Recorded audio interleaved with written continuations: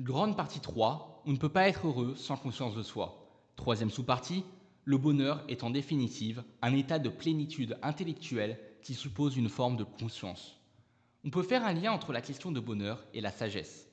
Les stoïciens vont rejeter l'idée de l'hédonisme absolu. L'hédonisme absolu va confondre le bonheur et les plaisirs et dire que le bonheur consiste à satisfaire tous les plaisirs sans modération.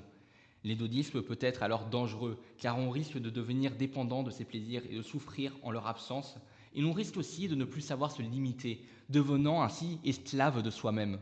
Le philosophe Épicure va présenter un hédonisme, lui, modéré, plus nuancé, qui va distinguer trois types de désirs. Les désirs naturels nécessaires, qui vont être les seuls plaisirs à satisfaire parce qu'ils correspondent à des besoins humains, par exemple manger ou dormir.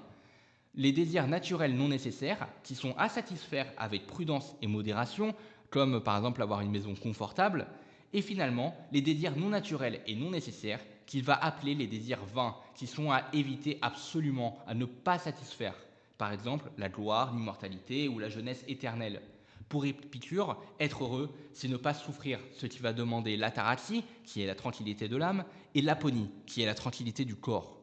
Bien qu'Épicure, comme les stoïciens, prônent un mode de vie fondé sur la modération, le refus du luxe et de la débauche, leurs principes ne sont pas les mêmes. Épicure se rapproche de l'hédonisme, en confondant aussi plaisir et bonheur, alors que pour les stoïciens, le bonheur correspond à un état de sagesse dont il reste à savoir s'il est accessible à l'homme. Le stoïcien va considérer que le bonheur résulte de la distinction entre ce qui dépend de soi et ce qui ne dépend pas. Pour lui, le problème est que l'homme fait dépendre son bonheur d'éléments extérieurs à lui. Pour être heureux, la seule voie est alors de chercher le bonheur en soi, sans ce qui dépend de moi. Le bonheur, pour les stoïciens, consiste en une forme de sagesse qui peut atteindre seulement celui qui est détaché des événements extérieurs et dont l'état mental n'est plus affecté par les événements incontrôlables. Il a appris à maîtriser sa pensée et sa volonté et à devenir maître de lui-même en toutes circonstances. Par exemple, s'il ne lui reste plus que 10 ans à vivre, il ne va pas chercher à lutter contre sa mort et chercher en vain à vivre un peu plus, car selon eux, c'est le destin et il est inéchappable. Alors il vaut mieux profiter au maximum des 10 ans qui lui restent, car il peut contrôler cela et trouver le bonheur dedans.